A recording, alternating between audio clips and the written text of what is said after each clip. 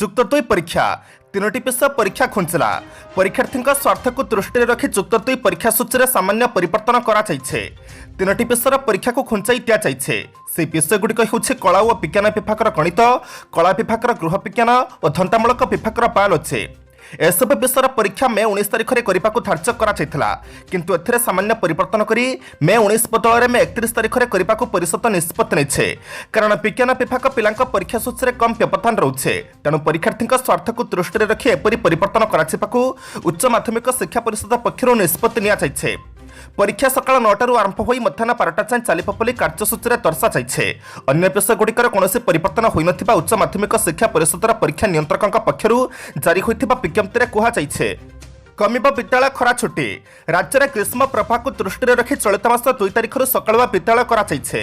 ତେବେ ନୂଆ ଶିକ୍ଷାବର୍ଷ ଆରମ୍ଭ ନେଇ କୌଣସି ନିଷ୍ପତ୍ତି ସରକାରୀ ସ୍ତରରେ ନିଆଯାଇ ନାହିଁ।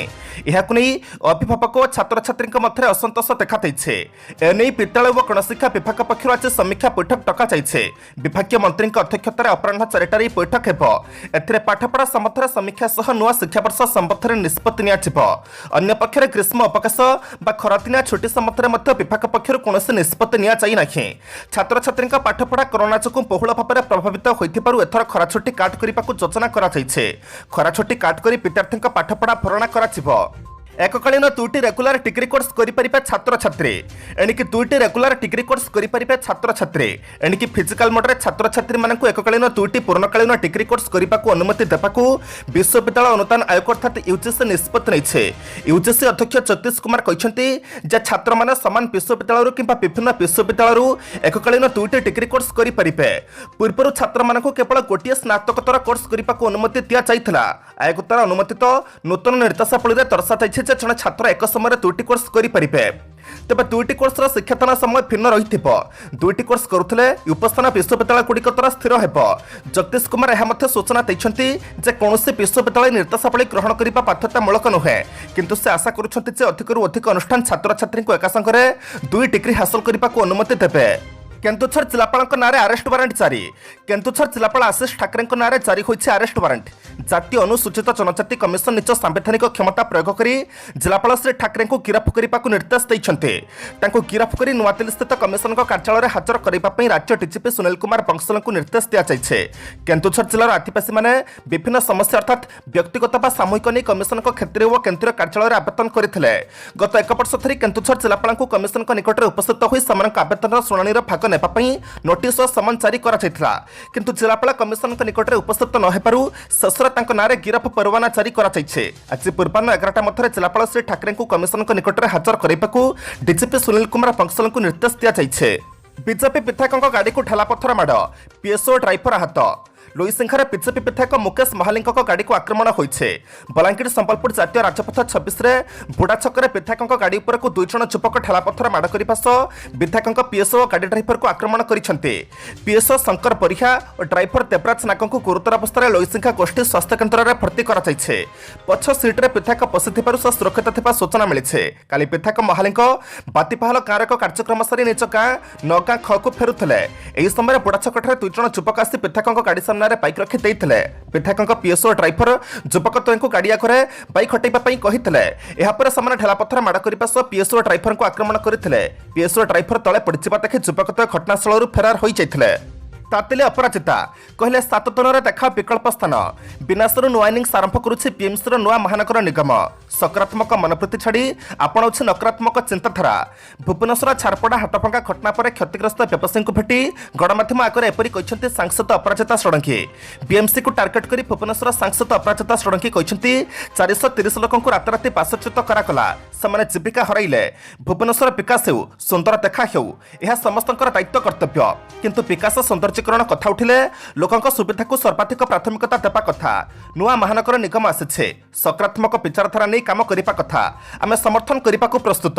ମାର୍କେଟ ବିଲ୍ଡିଂ ନାଁରେ ରାତାରାତି ଝାରପଡ଼ା ହାଟରୁ ଯେଉଁମାନଙ୍କୁ ହଟାଗଲା, ମାର୍କେଟ ବିଲ୍ଡିଂ ହେଲେ ସେମାନଙ୍କୁ ପ୍ରଥମେ ଥଇଥାନ କରାଯିବା ଆବଶ୍ୟକ। 430 ଉଠା ଦୋକାନୀ ଏବେ ଜୀବିକା ହରାଇଥିବା ବେଳେ ଆସନ୍ତା 7 ଦିନ ଭିତରେ ସେମାନଙ୍କୁ ବିକଳ୍ପ ଜାଗା ଦେଖାନ୍ତୁ। केन्दुझर बंद कला इंटरनेट सेवा। केन्दुझर जिला जोड़े गतकाली दुई गोष्ठी मध्य कंटकल पर जिला प्रशासन परिस्थिति को नियंत्रण को आने चेष्टा चलाइছে। अधिक कंटकल आशंका प्रशासन पक्षर केन्दुझर जिले में इंटरनेट सेवा को बंद कर दिया जाइছে। गतकाली जोड़ा सहर में 144 थारा जारी होगा सह 14 प्लाटून पुलिस मुतयन कराइছে। जोड़े एवं परिस्थिति शांत थिबा जणाइছে। सूचनायोग्य राम नवमी अवसर में जोड़े आखड़ा शोभायात्रा बाहरी शोभायात्रा जोग देथिबा लोक माने खंडाधरी 4 नंबर वार्ड थिबा शिव मंदिर को जीवाई चाहूले किंतु पुलिस सेमानकु जीवाकु अनुमति देई नथिला। गतकाली सकाळे पुणी थरे 5 जण युवक खंडाधरी मंदिर को जीवाकु बाहरी पुलिस सेमानकु बारण करथिला जाफଳରେ उत्तेजना प्रकाश पाइथिला। गतकाली अपराह्न पुणी थरे खंडाधरी सेमाने मंदिर को जाउथिबा बेले अन्य गोष्ठी विरोध करथिले। एहाकु नै उत्तेजना प्रकाश पाइथिला। एप्रिल 14 और 15 में बंद रही एम्सर ओपीडी सेवा। आसंता 14 और 15 तारीख भुवनेश्वर एम्सर बहिर्विभाग अर्थात ओपीडी बंद रही। महावीर जयंती और गुड फ्राइडे अवसर में 2 दिन ओपीडी सेवा बंद रही। एम्स कर्तृपक्ष तरफ एने नोटिस जारी कराइছে। सूचना अनुसार आसंता 14 तारीख अर्थात गुरुवार में महावीर जयंती पालन हो। एप्रिल 15 तारीख अर्थात शुक्रवार गुड फ्राइडे रोचे। तेणु यह 2 दिन एम्सर बहिर्विभाग बंद रखा निष्पत्ति नियाଯାଇଛି। किंतु रोगी अत्यावश्यकता को दृष्टि रखी एप्रिल 14 और 15 तारीख में जरूरीकालीन सेवा पूर्व जारी रहिब।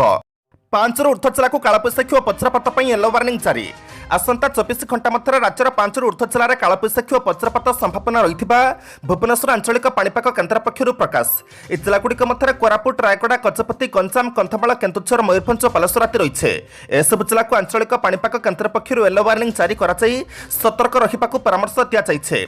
एसत आसंता 24 घंटा मध्य मालकानगिरी कोरापुट रायगड़ा गजपति गंजाम कंधमाल नयागढ़ केन्दुझर मयूरभंज बालेश्वर भद्रक जाजपुर अनुगुल ढेंकानाल आदि जिलार गोटे दुटी स्थान में कालबैशाखी सहित वर्षा संभावना रही।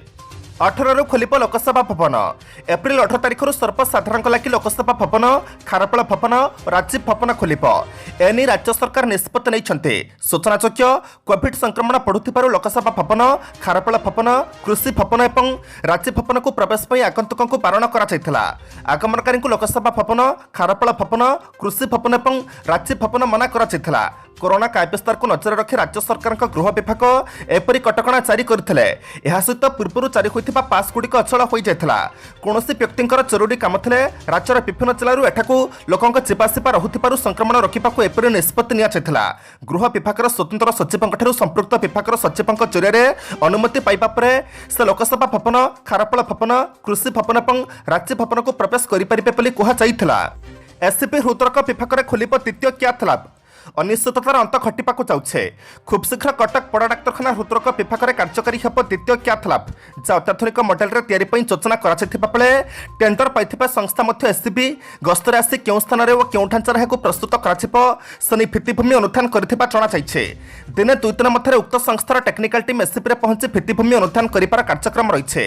तबे 3-4 वर्ष तले जे प्रकल्प पई 2 कोटी अर्थ व्यवहार कराइथिला तार परिमाण पाखापाखि 3 कोटी छुईथिबा सूचना मिलिछे। गोटे क्याथ लैब रक्षणापेक्षण 10 वर्ष पर्यंत संपृक्त जगारकाणी संस्था यार मरम्मति कार्य करिथाए किंतु यह समय अतिक्रांत हेले यार रक्षणापेक्षण दायित्व उक्त संस्था नहीं नथाए। एससीपी थिबा क्याथ लैब को 12 वर्ष टपिथिबा जणा पड़िछे। उद्धार अभियान शेष 45 घंटे पहुंचला 46 जीवन 3 मृत। झारखंडर देवघर जिला त्रिकुट पर्वत रोपवे दुर्घटना पर चलता उद्धार कार्य शेष होइछे। दीर्घ 45 घंटा धरी चलता अभियान में 46 मूल्यवान जीवन बंचाइबार सफल होइछे सेना। यह दुर्घटना में 3 जनक मृत्यु घटिछे। सेना वायुसेना आईटीबीपी एनडीआरएफ मिलित सहयोग चलता उद्धार अभियान में सोमवार 33 जन को उद्धार करा। सेपरी काली 13 जन को सुरक्षित भाव में उद्धार कराइছে। उद्धार समय काली जड़े महिला पहाड़ तलक खसी प्राण हराइछन्ते। सूचनायोग्य ए दुर्घटना में मोट 3 जनकर मृत्यु घटिছে।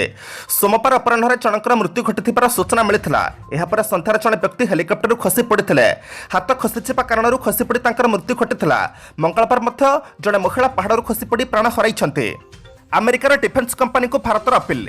रूस यूक्रेन मध्य जारी रही युद्ध। एहारि भितर अमेरिका और भारत मध्य द्विपाक्षिक आलोचना जारी रही। वर्तमान प्रतिरक्षा मंत्री राजनाथ सिंह अमेरिका गस्त करथिबा बेले दुई देशर प्रतिरक्षा क्षेत्र को नहीं आलोचना करिसेंते।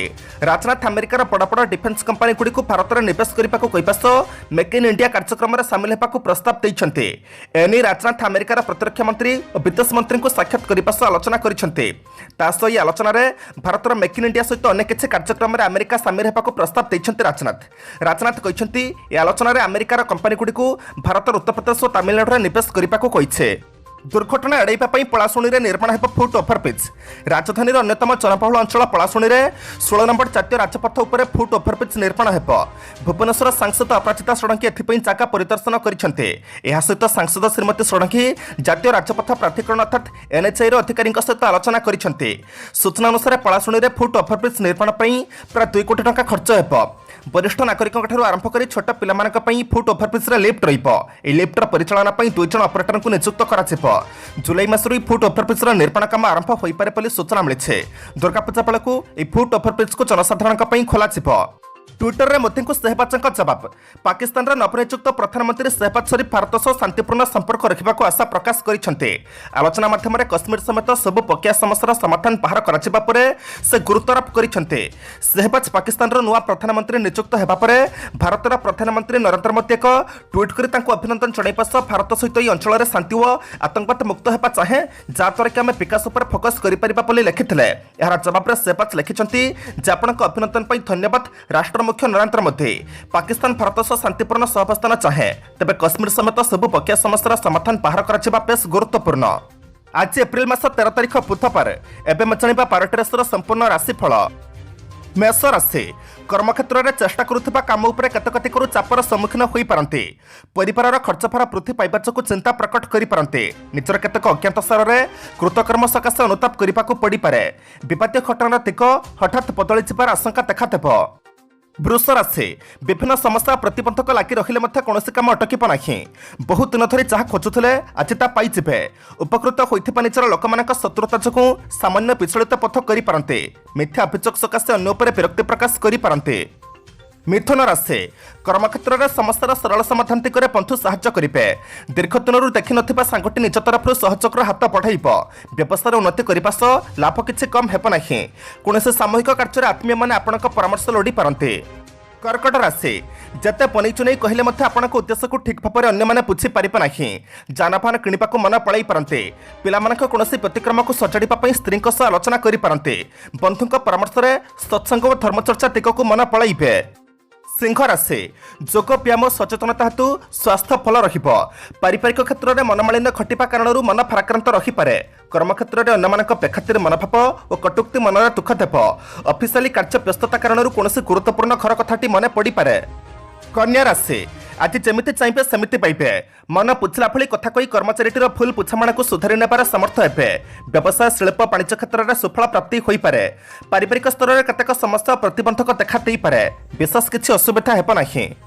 तुला राशि समस्त सुविधा थाई आशा करुवा काम नहेबा कारण मन में सरसता रहिब नाही। एमती केतेक परिस्थितिर सम्मुखीन हेबे जहाँकि आपको धर्म संकट में पकाइब। पिलांक विलंब विवाह को नहीं चिंता बढ़ीजिब। अन्यर प्ररोचन प्रभावित न होई भूल काम दूरी रुहंतु। बिछा राशि मन कथा मन रखी चंद्रपथ काम करने को बाध्य हेबे। वाणिज्य व्यवसाय 3टी बहुत भल किंतु बेसी हैरान होगा पड़ो। आज आप जिते भल कथा कहले बंधु ताकू भूल दृष्टिकोण विचार करते। पारिवारिक समस्यार समाप्ति घटई पारे बंधु अवदान अविस्मरणीय रहिबो। धनु राशि परिवार छोट कथा को नहीं मतपार्थक्य देखा दे पारे। कर्मक्षेत्र में दोषारोप कर विवादीय परिस्थिति सृष्टि करते। सामाजिक क्षेत्र में पड़ोशी मैंने फुरी फुरी प्रशंसा करेंगे। अवश्य निज निजर स्वार्थ साधन आशा नहीं शारीरिक असुस्थता चिंतार कारण हो पारे। मकर राशि बुझामणा माध्यम समस्यार सरल समाधान चेष्टा कले उपकृत हेबे। ऑफिस रे कथा कटाकटी हेतु सुसंपर्क व्याहत होई पारे। कर्मक्षेत्र अशांत मन आज घरोई क्षेत्र में समस्या सृष्टि करिब। दीर्घ दिन साइति रखिथिबा अर्थ अन्य बाटर खर्च होइछिबा सूचना रही। कुंभ राशि जहाँठार ऋण आनिथिबे से हठात कटुक्ति प्रकाश करते। समस्या आसिले आपण दृढ़ मनोबल जो बहु विपत्ति रक्षा पाइबे। निज लोक मैंने मिथ्या अभियोग करते। अवश्य विपातीय परिस्थिति और माली मकदमार 7% स्थिति अनुकूल हो पारे। मीन राशि आलोचना परिसर में बंधुक साहाय्य सहयोग प्रतिश्रुति केतेकांश आश्वस्ति लभिबे। ऑफिस साधारण कथा को नहीं बाक वितंडा सृष्टि हो पारे। जमीजमा निर्माण प्रभृति विवादीय परिस्थितिर दृढ़ मुकाबला करेंगे। कला साहित्य और चलचित्र क्षेत्र में समस्या गुड़िकर समाधान हो।